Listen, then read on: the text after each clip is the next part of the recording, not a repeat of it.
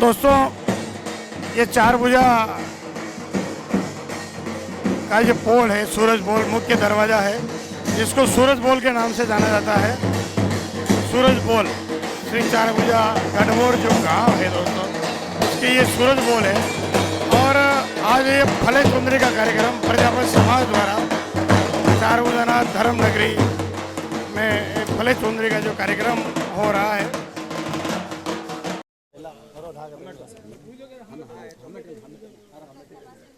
दोस्तों फले चुंदरी का कार्यक्रम श्री गढ़बोर नाथ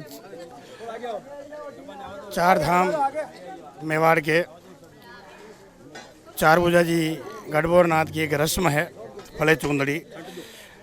इसका मतलब ये होता है कि ये सूरज जो पोल है ये चार भुजा जी का मुख्य द्वार है सूरज पोल।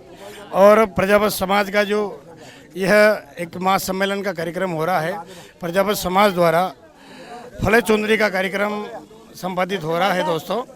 और इस कार्यक्रम का मतलब ये होता है कि इस सूरज पोल पर अगर किसी ने चुंदर उड़ा दी, पूरे गांव में चूल्हा नहीं जलता है। और भोजन जहां जो समाज द्वारा या कोई व्यक्तिगत द्वारा अगर फले चुंदरी का कार्यक्रम करता है तो उनके द्वारा यह कार्यक्रम होता है। और ये उड़ाने के बाद में किसी के घर जाकर न्योता देने की ज़रूरत नहीं रहती है, किसी के घर जाकर न्योता देने की ज़रूरत नहीं रहती है। इसको फले चुंदरी का कार्यक्रम बोलते। और आज ये प्रजापति समाज द्वारा फले चुंदरी का जो कार्यक्रम है संपादित होने जा रहा है, फले चुंदरी का कार्यक्रम संपादित होने जा रहा है। और यहाँ से जो पुजारी हैं उनके बारे में जानेंगे फले चुंदरी क्या होता है।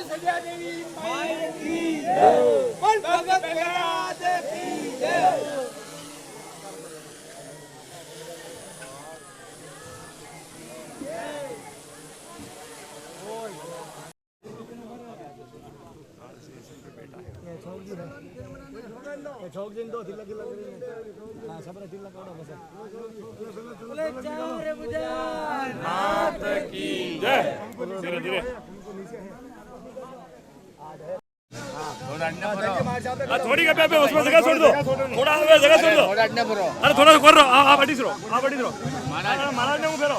ओ भाई साहब लक्ष्मण जी आगे आओ, हटाओ भाई साहब पड़े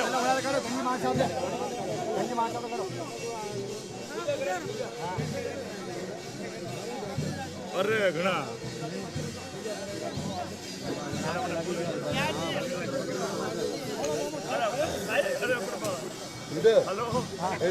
दोस्तों ये फले चुंदरी का जो कार्यक्रम है ये देखिए आप ऊपर जाकर पुजारी जी द्वारा ये सूरज बोल है, सूरज बोल के ऊपर चुंदरी उड़ाई जाती है।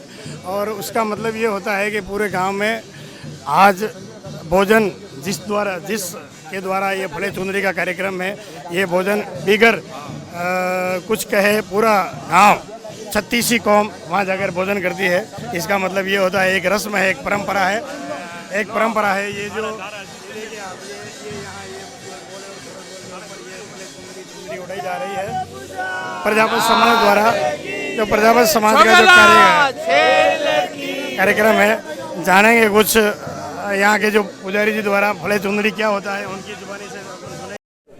तो ये फले चुंदरी का जो कार्यक्रम हो रहा है यहाँ स्थानीय लोग और यहाँ के हमारे जाने माने जो नेताजी हैं इनके द्वारा जानेंगे कि ये कार्यक्रम क्या है और इस कार्यक्रम की जो रस्म है कैसे होती है और कब से ये शुरुआत है इसकी।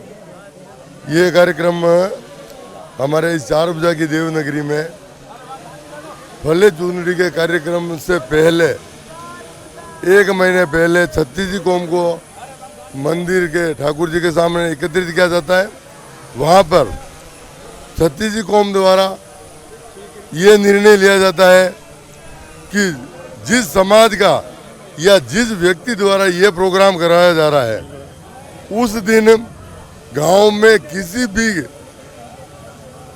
भी समाज और किसी का कार्यक्रम नहीं होगा। सभी को 36 कौम हरिजन से लगाकर ठाकुर तक इसमें सभी आ गए, सभी को वहीं जीवना और वहीं कार्यक्रम करना। इसके लिए नूता प्रथा भी ये है, गांव का मेघवाल जो चारों दरवाजे बने हुए हैं, इन चारों दरवाजों पर प्रजापत समाज की तरफ से ये आवाज़ लगाया जाता है कि प्रजापत समाज की तरफ से आपको खाना दीमना है और इनकी जो प्रजापत समाज की धर्मशाला है उसके ओपनिंग में आपको बताना है। इसमें जितने भी 4 भुजा में आज जो 4 से 5 हज़ार यात्रीगण और समस्त छत्तीसी कौम का भोजन प्रजापत समाज की तरफ से रहता है। ये रस्म है, हमारे ये रस्म पुरानी परंपरा से चली आ रही है। इसमें व्यक्ति से किसी का न्योता नहीं होता है और व्यक्ति से किसी का भी न्योता बंद नहीं होता है। इसमें एक ही गांव का आदमी अगर रह जाए तो उसको फले चुंदड़ी नहीं मानते हैं।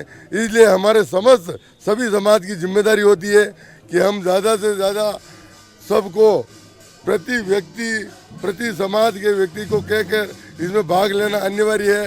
यही हमारी रस्म है।